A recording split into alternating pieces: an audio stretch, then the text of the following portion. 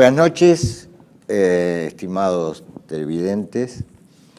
Bueno, estamos otra vez hoy sin Alberto Vuela. Estoy, porque estoy solo. Él está enfermo, pero es de verdad, ¿no? Porque cuando él dice que yo estoy enfermo es mentira, pero en el caso de él se está reponiendo. Así que no me va a poder acompañar hoy. Yo, ustedes saben, soy Silvio Maresca, y hoy les pensaba hablar de Spinoza, Baruch Spinoza o Benito Spinoza, como ustedes quieran, que es un pensador difícil, ¿no? Difícil como todos los que nosotros tratamos, en realidad, ¿no? Aunque también intentamos facilitar un poco las cosas, pero hasta un cierto punto. Porque si bien nosotros, tanto Alberto como yo, tenemos cierta distancia frente al academicismo, por aquello de que los académicos suelen ocuparse realmente de minucias, son como microscopistas, y a nosotros nos interesa un pensamiento más global, digamos, ¿no? Que nos permita entender el presente, pero obviamente, digamos, por eso a veces hablamos de una filosofía cimarrona, un poco en serio, un poco en joda, en el caso nuestro, ¿no? Pero eso no tiene nada que ver con una filosofía de entrecasa, ¿eh? Filosofía de entrecasa es otra cosa. Filosofía de entrecasa es lo que hacen ciertos divulgadores. Hoy por hoy tenemos en primer plano al señor Darío Stanriver, que Alberto siempre pronuncia mal el nombre, creo que a propósito, por joder, que realmente es vergonzoso lo que hace, ¿no? Es vergonzoso, es vergonzoso. Uno como filósofo sufre ante escuchar semejante discurso que no tiene nada que ver con la filosofía. Es decir, porque en primer lugar no se puede hacer filosofía sin conocer a fondo los grandes pensadores, digamos, ¿no? La historia de la filosofía, pero no como una mera historia, así de manual, sino conocer a fondo los grandes pensadores, que no son tantos en la historia del pensamiento occidental, son 10, 15, pero hay que conocerlos a fondo. Y bueno, estos divulgadores de una filosofía de entrecasa, que hablan de cualquier tema, además, y la filosofía no habla de cualquier tema. Miren, el otro día escuché, vi por televisión un reportaje muy interesante a una científica. Una científica que está trabajando en el descubrimiento de una partícula del núcleo del átomo, una partícula menor que el protón, o que forma parte del protón. No, yo en eso no soy un experto, más bien, ¿no? Claro, con esta ilusión que tienen los físicos de que lo más chiquitito, ¿no? Yendo cada vez a lo más chiquito, van a llegar a un punto que van a encontrar ahí a Dios o no sé qué, pero digamos, naturalmente ese camino no va a conducir a encontrar un fundamento o un elemento último que explique todo lo demás. Esa es la ilusión de la ciencia empírica, de la física en este caso, ¿no? Pero bueno, no iba a eso, sino al hecho de que ella señalaba como la mayoría de los descubrimientos científicos se hacen algo por azar, ¿no? Pero enseguida lo explicó.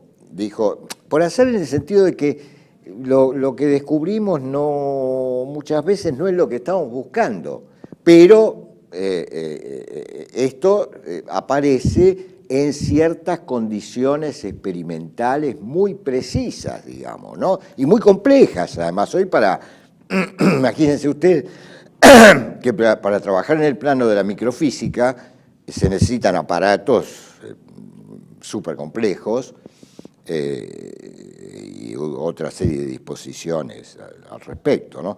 Bueno, lo mismo pasa en filosofía. Uno no puede plantear una cuestión filosófica importante, significativa, sin que esto aparezca dentro de un sistema conceptual muy complejo.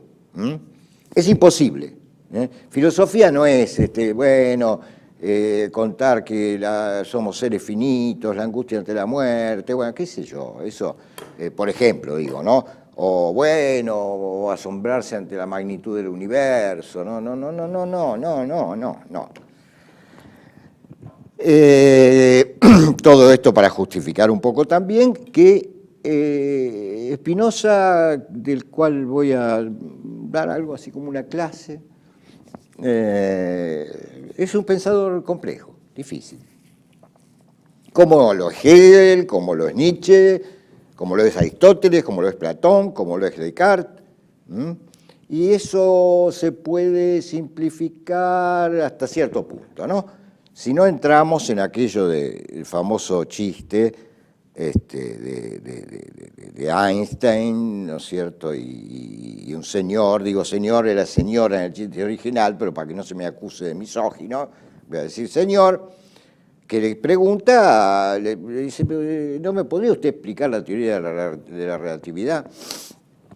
Y Einstein dice, sí, bueno, cómo no. Y le hace una serie de cálculos matemáticos y ya, el hombre no entendía nada, ¿no? Entonces le dice, bueno, pero no me lo puede explicar un poquito más fácil. Bueno, en fin, no voy a contar todo el chiste porque se nos va todo el programa, pero finalmente Einstein le proporciona una redacción que el hombre dice, ahora ya entendí. Y Einstein le contesta, sí, claro, pero el problema es que esta no es la teoría de la relatividad. Entonces las cosas esto quiere decir que las cosas se pueden simplificar hasta un punto, y luego de ese punto ya no se está en la cosa, se está en otra cosa, digamos, ¿no? Es decir, la filosofía no tiene que adaptarse al sentido común, sino el sentido común a la filosofía. Entonces, la filosofía exige un esfuerzo de elevación espiritual, digamos. El que quiera entrar en el universo de la filosofía se tiene que esforzar, tiene que estudiar. Tiene que leer, tiene que pensar, tiene que observar, en fin, tiene que hacer el trabajo del filósofo, ¿no?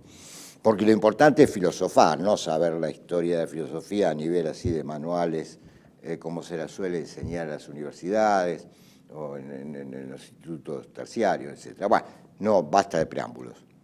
Pero no está mal que hablemos un poco de lo que es la filosofía y los requisitos para esto. La filosofía no es popular ni lo va a ser nunca.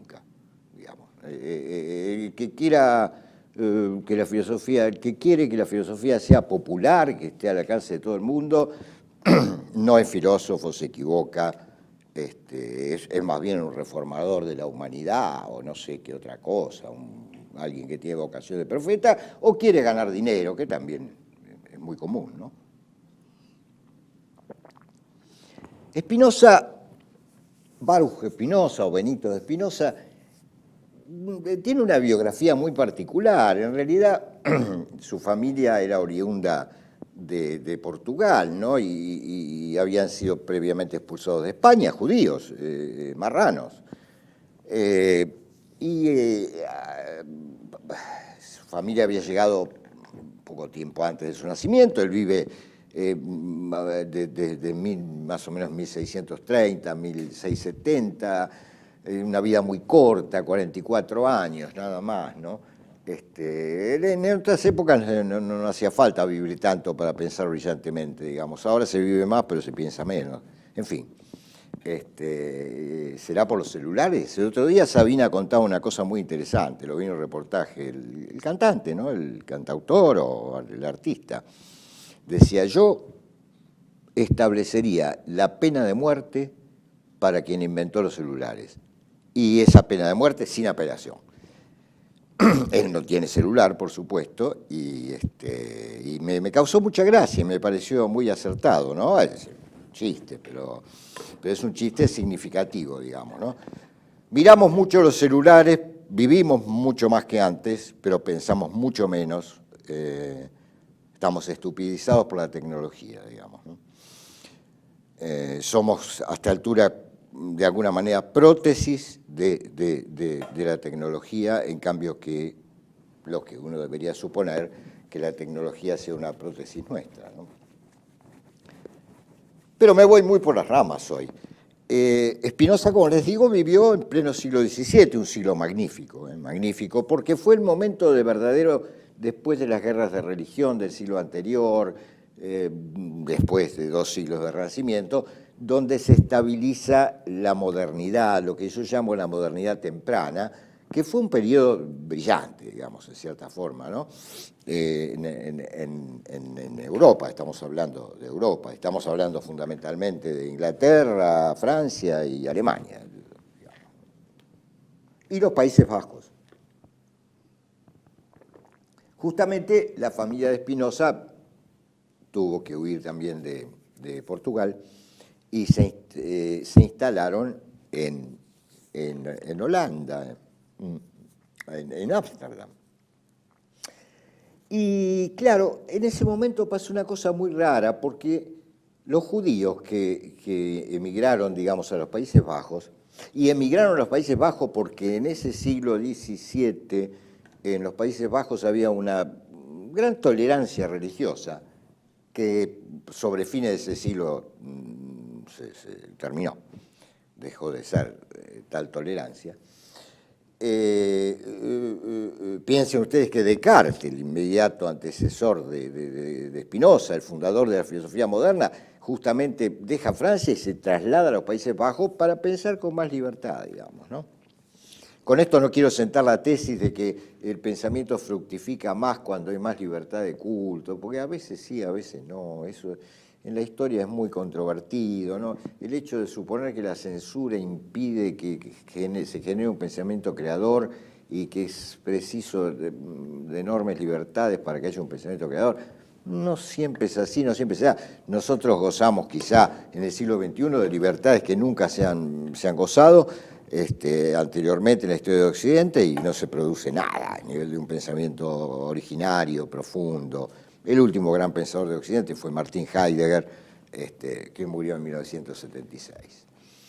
Lo que se produce ahora realmente es de una calidad muy inferior, muy inferior. Filosofía estoy hablando, ¿no? Por supuesto. Y claro, les decía, esas familias emigrar a los Países Bajos, hubo un momento en el cual, claro, ellos habían perdido un poco, a pesar de practicar su religión y sus tradiciones en Portugal de modo más o menos secreto, habían perdido un poco sus tradiciones y su cultura, o por lo menos los aspectos más rígidos, digamos, ¿no? Y pasó un tiempo hasta que estas familias, en general muy poderosas económicamente, trajeron de Europa Oriental rabinos para reconstruir su cultura, su religión, su nacionalidad incluso, ¿no? Pero justamente ese periodo, una serie de figuras, hombres jóvenes, muy jóvenes, que fueron grandes pensadores. Lo que pasa es que Spinoza fue tan grande que los tapó a todos los demás, ¿no? Pero hubo varios, como Uriel da Costa, por ejemplo, ¿no? Fíjense, otro apellido portugués, y varios más, ¿no? Fue un momento así muy extraño, digamos, ¿no? Sin la presión de la ortodoxia judía, digamos, ¿no? Que es a veces muy, muy oprimente, ¿no?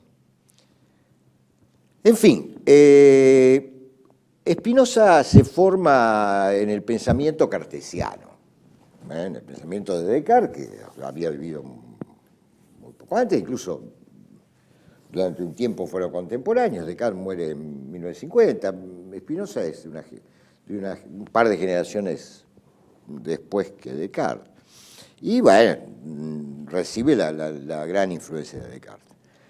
Pero además era un muy buen conocedor del pensamiento medieval, sobre todo judío, la escolástica judía, tan importante, digamos, ¿no? Que convivió en la ciudad de Córdoba, eso es famoso, ¿no? En el año 1000 ahí convivían la escolástica cristiana, la escolástica judía, la escolástica árabe, musulmana, ¿no? En ese sentido, Córdoba fue un ejemplo extraordinario ese año 1000 de convivencia, de intercambio de pensamiento filosófico, ¿no? Y Spinoza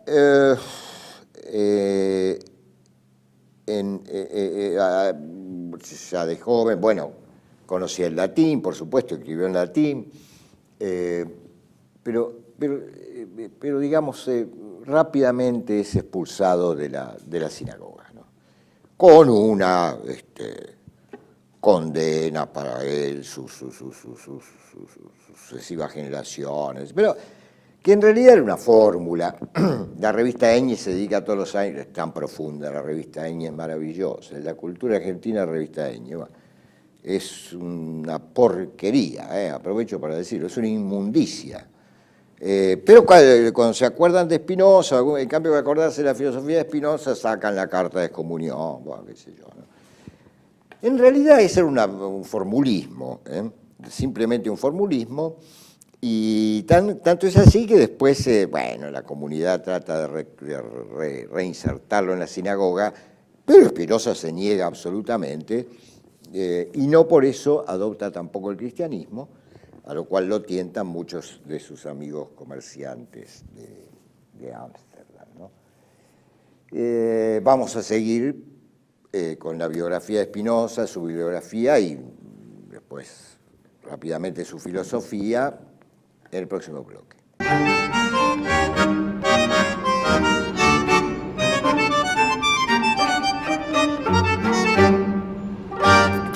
Bienvenidos a CEPA, Centro de Estudios del Pensamiento Americano. Nuevo sitio web de cursos de formación en política, filosofía, historia, literatura, geopolítica, religión, psicología y más. Cursos de formación que reflejan el verdadero pensamiento americano.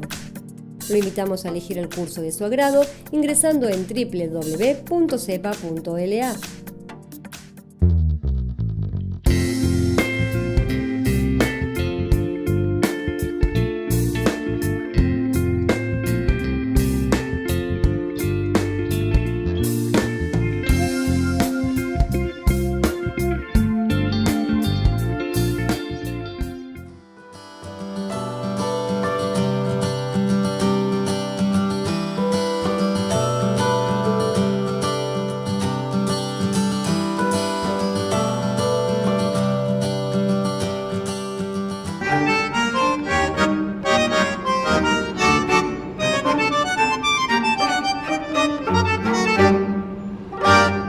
Bueno, corren muchas leyendas sobre la vida de Spinoza, por ejemplo, que vivía puliendo lentes, digamos, que era muy pobre. Eso es todo un macanazo, ¿no?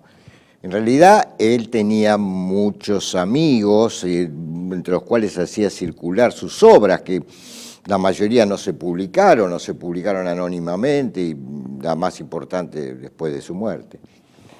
Eran amigos que eran comerciantes poderosos en Holanda. Ustedes tienen que recordar que en ese siglo XVII, Ámsterdam era el centro comercial del mundo. Esto sucede hasta que en el siglo posterior los ingleses toman la posta de Holanda, venciéndola, ¿no? De los países, yo digo Holanda, los Países Bajos. Claro, era una época de una burguesía naciente que todavía era una burguesía culta. Hoy no tenemos más burguesía, hoy se habla de la burguesía al pedo, porque no tenemos burguesía.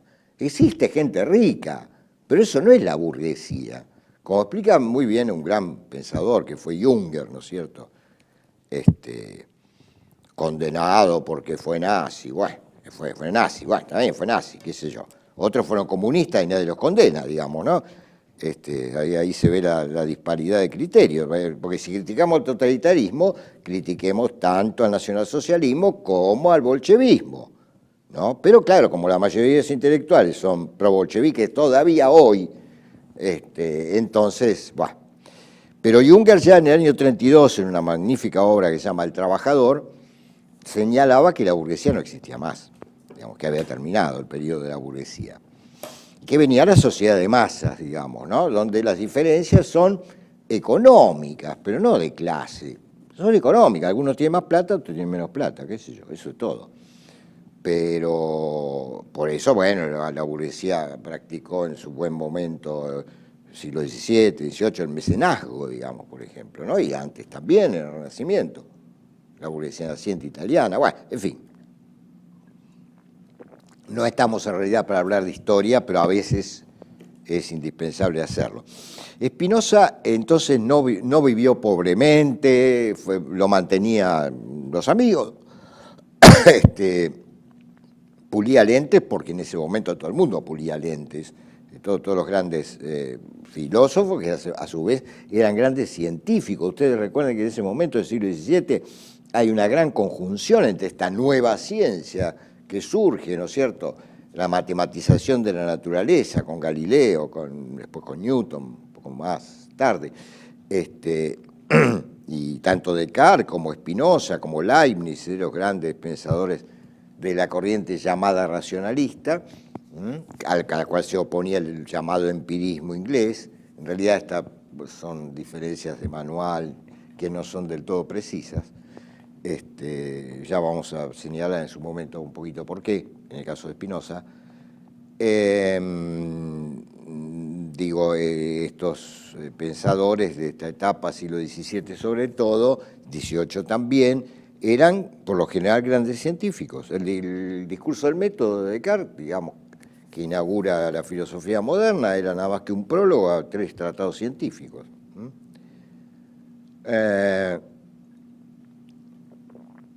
Spinoza escribió varias obras.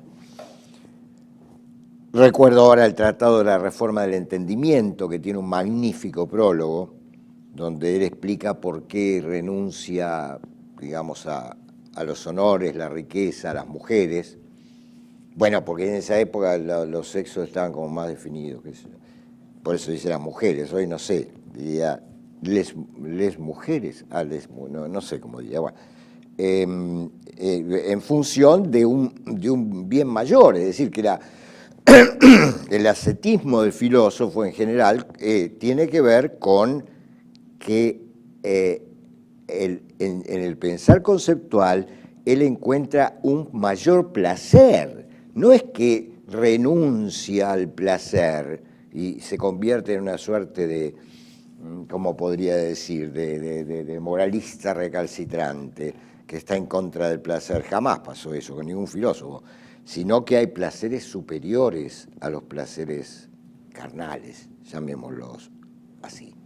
Por otra parte, Spinoza nunca se privó e incluso defendió todo lo que tenía que ver con el buen comer, con el buen beber, en fin, pero digamos, no entregado a ello, ¿no? Bueno, luego tenemos el Tratado Breve. El Tratado Breve es como una anticipación de la gran obra de él, que es la ética, ¿no? La ética demostrada a modo geométrico, así se titula la obra fundamental de Spinoza. También tenemos el Tratado Teológico Político, que inaugura la lectura crítica de la Biblia. Tenemos el Tratado Político. En el campo de lo político, él sigue bastante de cerca el pensamiento de Hobbes, pero con algunas diferencias importantes. Naturalmente, nosotros nos vamos a referir a la ética, a esta obra principal, publicada después de su muerte, que está escrita como si fuera un tratado de geometría. Es decir, con definiciones, proposiciones, demostraciones, corolarios, escolios, son 5 libros, escritos de esa manera. ¿Por qué? Y porque el prestigio de la geometría y en general de la matemática, al haber conquistado la naturaleza, digamos, esto de conquistado, ustedes si quieren pónganlo un poquito entre comillas, pero digamos, porque lo que se conquista es cierta naturaleza, cierta manera de concebir la naturaleza, de la cual deviene después la tecnología, etc., ¿no? Pero no todavía en ese momento, gracias a Dios.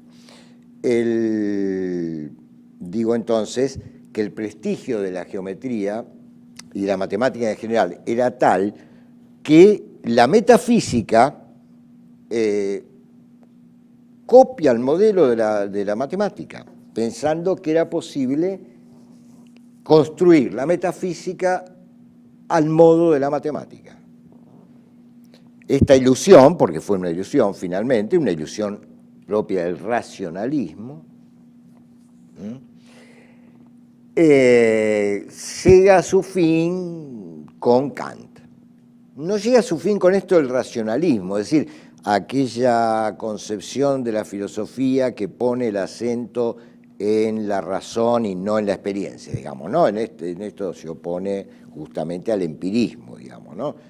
Son dos opciones respecto a cuál es dentro del conocimiento el elemento más importante. El empirismo va a decir que la fuente del conocimiento es básicamente la experiencia, el racionalismo que lo es la razón, en general la razón concebida como aquella que porta consigo ciertas ideas innatas, ciertas ideas innatas.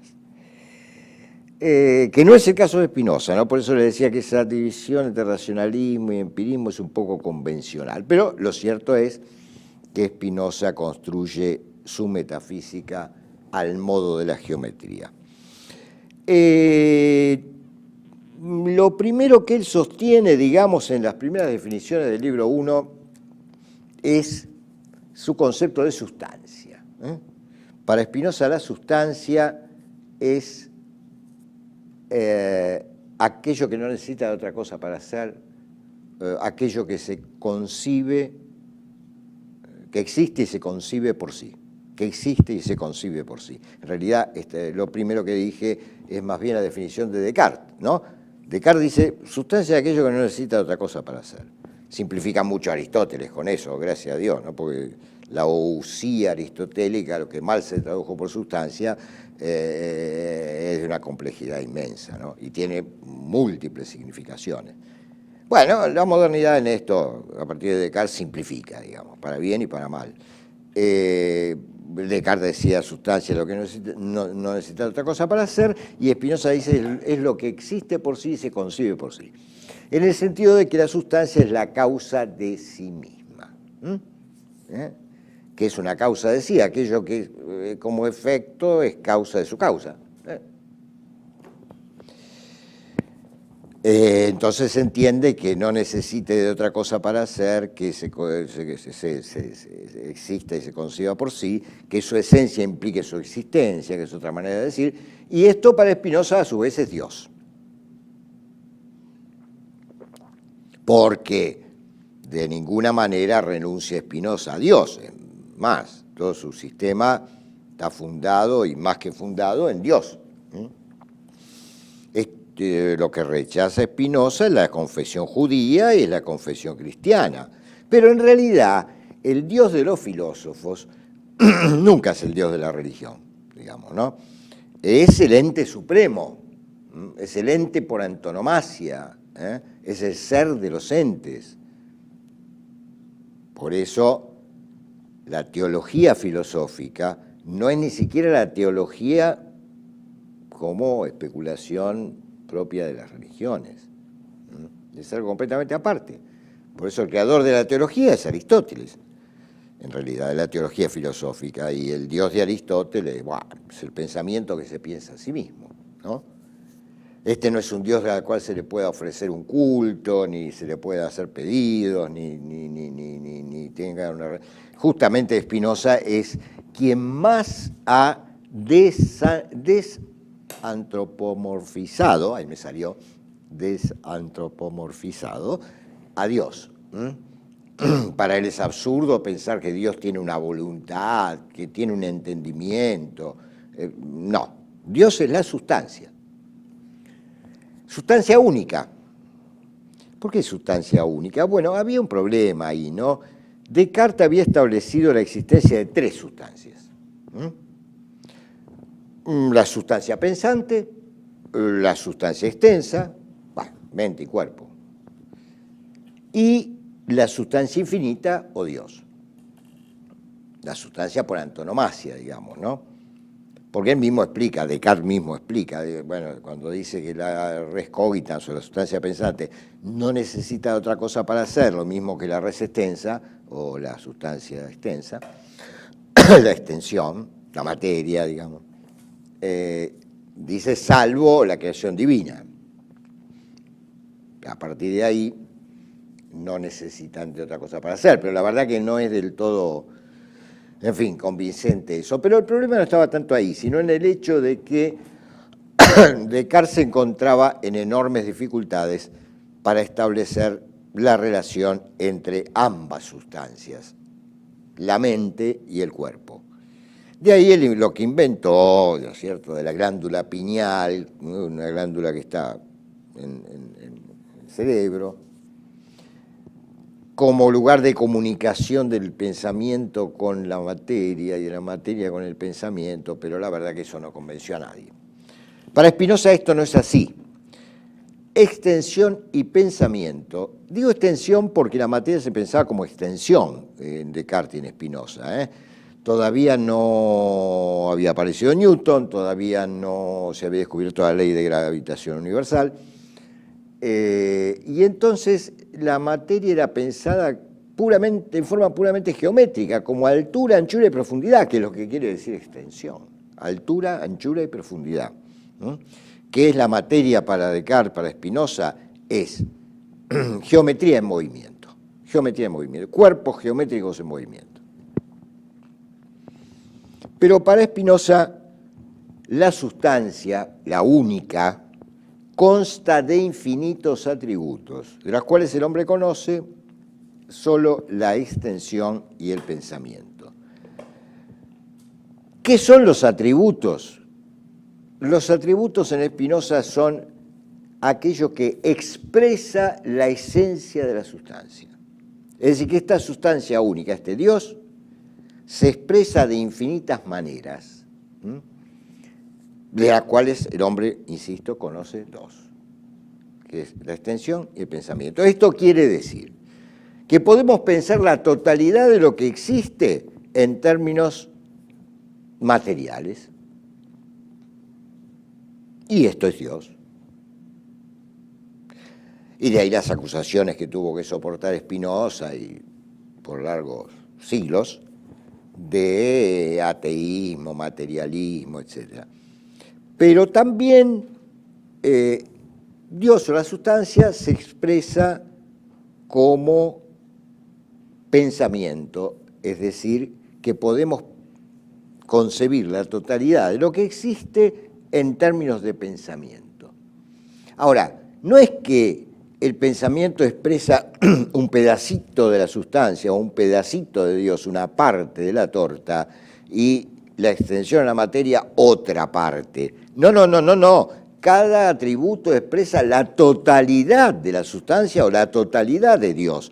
O sea que Dios puede ser concebido como el devenir de los cuerpos, todos enlazados causalmente, por una causalidad inmanente, es decir, sin hiato entre causa y efecto. Todo puede ser concebido como extensión, como devenir de los cuerpos, ahora vamos a explicar lo que son los cuerpos, o todo puede ser concebido como pensamiento, es decir, como devenir causal, inmanente, de las ideas. Pero enseguida volvemos sobre esto. Ya tenemos dos determinaciones fundamentales del pensamiento de Spinoza: la sustancia y el o los atributos.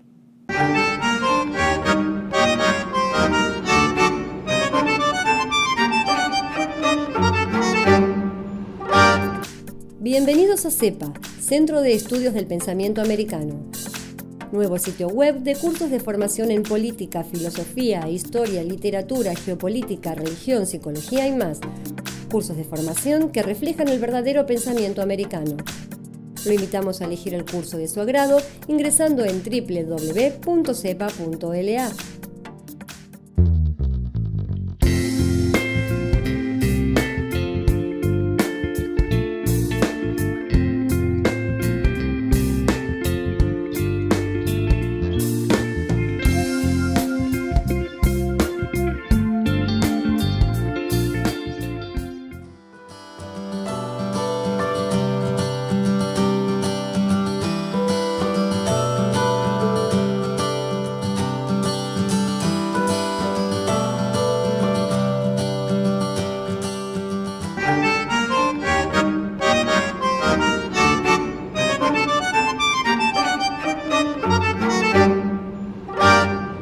Les decía que teníamos dos determinaciones fundamentales del pensamiento de Spinoza: sustancia y atributo.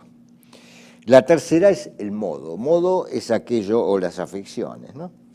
Las afecciones son los modos, que es aquello que no existe ni por sí, no es que existe y se concibe por sí, sino que existe en otro, digamos. Esos son los modos. Los modos o las afecciones se conciben bajo los atributos. Dicho más sencillamente, o sea, ¿cuáles son los modos del pensamiento, del atributo pensamiento, de esa expresión de la sustancia? Son las ideas. Las ideas son los modos de la sustancia, las afecciones de la sustancia, cuando las concebimos bajo el atributo del pensamiento. Cuando concebimos la sustancia, siempre toda entera, bajo el atributo de la extensión, tenemos a los cuerpos. Y todo esto, como dije anteriormente, es un enlace causal. Es decir, en el mismo momento, digamos, en que Dios se crea a sí mismo, que la sustancia se crea a sí misma, se pone a sí misma, no tiene mucho sentido hablar de creación en Spinoza, porque todo su pensamiento está sub especie de eternitatis, es decir, bajo la especie de la eternidad, ¿no es cierto? En el mismo momento, mal dicho, ¿no? Pero en el movimiento, mal dicho, en este ponerse a sí mismo de la sustancia, al mismo tiempo pone todos los modos, digamos, ¿no? De ahí la acusación también Spinoza de panteísmo. ¿Qué es el panteísmo? El panteísmo es aquella doctrina que sostiene que todo es Dios, o Dios es todo. Pero hay que entender bien lo que es el panteísmo de Spinoza y en general lo que es el panteísmo filosófico, porque Spinoza no sostiene que cada modo tomado aisladamente sea Dios. No, yo no soy Dios. Este libro no es Dios.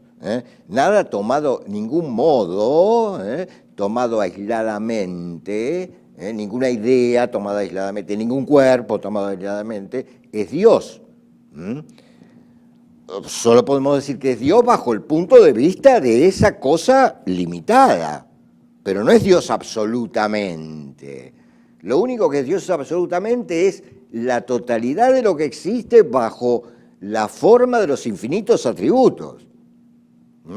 Entonces no se puede decir que cada cosa sea Dios. Sí y no.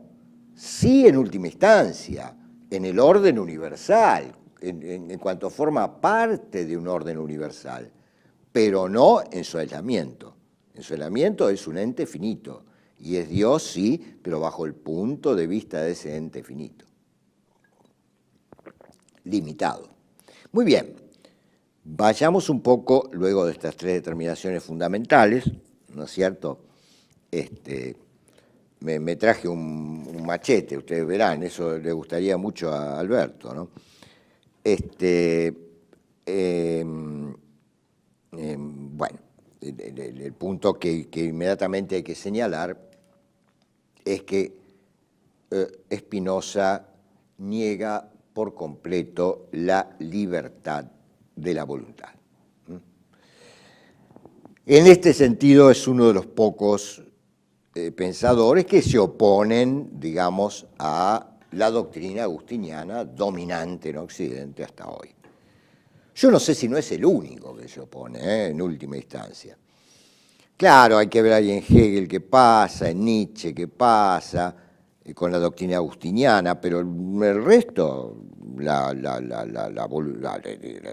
plantean con Agustín la libertad de la voluntad, es decir, la voluntad humana es libre, digamos, y por supuesto, tal como lo plantea Agustín, es libre para elegir entre el bien y el mal. Para Spinoza, claro, hoy por hoy esa doctrina agustiniana lamentablemente de la libertad de la voluntad se ha convertido en libertad de elección entre el yogur de la Serenísima y otro que también en una de esas lo produce la Serenísima. O sea, fíjense que o si me compro el Chevrolet o el Ford. Es decir, fíjense qué bajo hemos caído, digamos, de San Agustín a la góndola. Bueno, pero Spinoza nos dice que la libertad es una ilusión humana. ¿Por qué? ¿Cómo se genera esa ilusión de la libertad? Se genera por dos motivos. El primero es que el hombre ignora, cada hombre, ¿no?, ignora las causas que lo determinan. Claro, porque es imposible, en principio, saber todo aquello que nos está determinando en un determinado momento de nuestra acción. Pero lo segundo que completa esto para Spinoza, es decir, que ayuda a configurar la ilusión de la libertad, es que el hombre es consciente de su apetito, es decir, que es consciente de lo que quiere, de lo que desea, lo que quiere, lo que apeticiona, no sé si se puede decir, ¿no?, de lo que apetece. Para Spinoza, apetito, deseo, voluntad, todo esto es lo mismo, ¿no? Lo que pasa es que la voluntad, hablamos de voluntad cuando nos referimos solamente al alma, hablamos de apetito cuando nos referimos solamente al cuerpo, hablamos de deseo cuando hablamos del apetito con conciencia de sí. Entonces, esta cuestión que aparece de que yo quiero determinada cosa, apetezco determinado objeto, aparentemente de modo libre, y la ignorancia de las causas, estas dos cosas juntas hacen que se mantenga la ilusión de la libertad. Pero en realidad para Spinoza uno está totalmente determinado. Y de cualquier manera hay otra forma totalmente distinta en que él plantea la libertad, fundamentalmente como una liberación de las pasiones, pero eso está muy lejos. Estamos hablando todavía del libro primero de 5 libros de Spinoza, fíjense ustedes, ¿no?, de la ética de Spinoza. Bueno, este es un punto muy importante que se conjuga con otro. Ya hablamos del tema de la antropomorfización de Dios, nada que ver para Spinoza. Dios es la sustancia.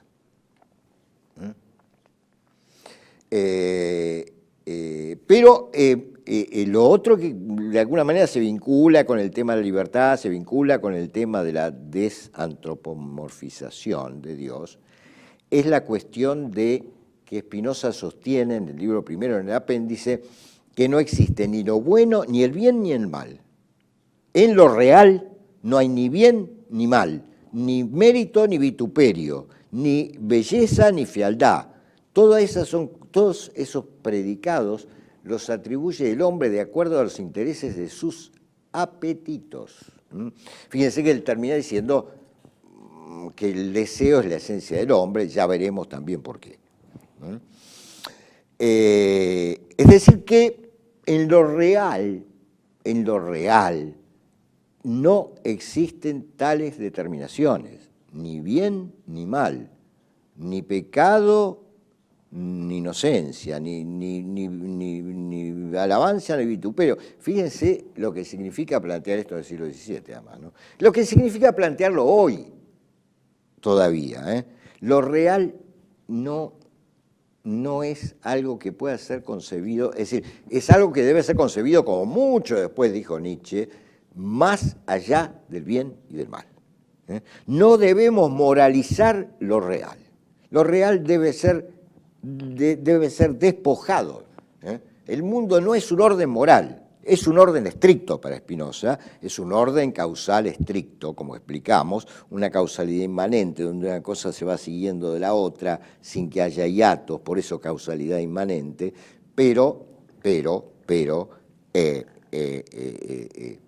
ese orden no puede ser calificado en términos morales, no es un orden moral.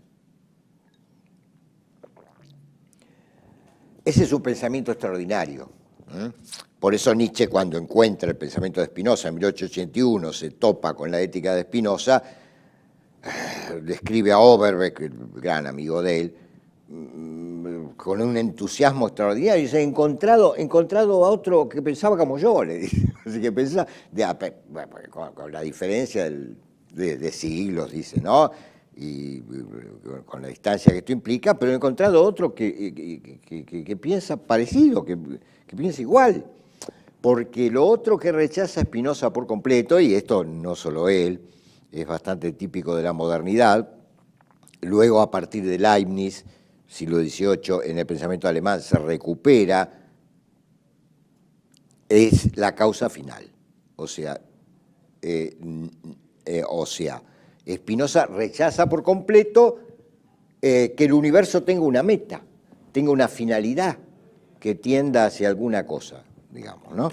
La causa final, que en Aristóteles y en el aristotelismo era la principal de las causas, la modernidad temprana la rechaza, y Spinoza muy particularmente rechaza las causas finales. El universo no está constituido con vistas a nada, digamos, ¿no? Es lo que muchos siglos después, o 3 siglos después, Nietzsche también va a plantear, como que el universo no tiene un sentido, no se encamina hacia una meta. Como dice Nietzsche, si se encaminara hacia una meta, ya la habría alcanzado, digamos, ¿no? Y esto que digo no implica caer en el nihilismo, sino habérselas con la desnudez de lo real. Porque ahí está el punto. Ser filósofo es mirar sin anteojeras, asomarse hacia, ustedes quieren, el horror de lo real. El horror porque lo real no es compatible con nuestras ilusiones. No es compatible con nuestras ilusiones. Probablemente necesitemos ilusiones para poder vivir, digamos. Pero si somos filósofos, tenemos que tener el coraje, digamos, de apartar esas ilusiones, aunque sea por un rato. ¿Cómo seguimos? Seguimos. Por supuesto, este libro se llama Ética, ¿no es cierto? Por lo tanto, Spinoza en el libro 2 ya empieza a hablar del hombre. La ética, tradicionalmente, lo que buscó es la felicidad del hombre, digamos, ¿no? La meta de la ética es la felicidad del hombre. Spinoza va a hablar de beatitud. Esto fue hasta Kant, ¿no? En Kant ya se separa una cosa de la otra, ¿no? Para Kant, en su pietismo protestante, digamos, el ejercicio de la virtud no garantiza la felicidad. Pero hasta ese momento, y desde Sócrates hasta, y sobre todo dentro de la corriente racionalista, el conocimiento garantiza la felicidad. Tengo que decirlo muy al pasar, pero lo tengo que decir, ¿no? Porque si no voy a ser como los políticos que dicen, no, lo importante es la ética y la moral. Como no saben la diferencia entre una cosa y la otra, por la duda dicen las dos. No, son dos cosas muy distintas. La moral es lo que en una determinada agrupación humana, en un determinado momento, etcétera, se considera bueno o correcto o aprobable, ¿no? ¿no? Y, bueno, lo contrario, lo malo, lo desaprobable, lo desaconsejable, etcétera, ¿no es cierto? La moral está muy vinculada con la costumbre. Pero la ética es una disciplina filosófica que establece en base a principios y fundamentos qué es bueno, qué es malo, qué es correcto, qué es incorrecto, etcétera, ¿no? Así que son dos cosas completamente distintas. Y en general, la ética filosófica está en contra de la moral dominante. Por ejemplo, hoy, ¿cuál es la moral vigente hoy? Bueno, hacer de su culo un pito, digámoslo así claramente. Esa es la moral vigente hoy. Que cada uno haga lo que se le cante el culo, digamos. Y una ética filosófica hoy no podría plantear nunca esto, digamos, ¿no? Plantearía valores a construir, o valores, la ética está muy vinculada justamente con lo valioso y lo disvalioso, plantearía valores a construir o intentaría rescatar y fundamentar algunos valores del pasado, en fin, hay distintas vertientes, pero de ninguna manera estaría de acuerdo con la moral vigente actualmente, que es deconstructiva. La moral vigente hoy es pura deconstrucción. Es pura deconstrucción de la moral tradicional, es una moral nihilista. Bueno, tenemos que dejar hoy acá, esto es una primera parte, sencillamente una primera parte, yo supongo que van a ser como 3, de la aproximación al pensamiento de Spinoza. El que tenga paciencia de seguirlo y le interese, hágalo, y el que no, lo puede ver a Darío Stanriver y seguir en su ignorancia. Muchas gracias.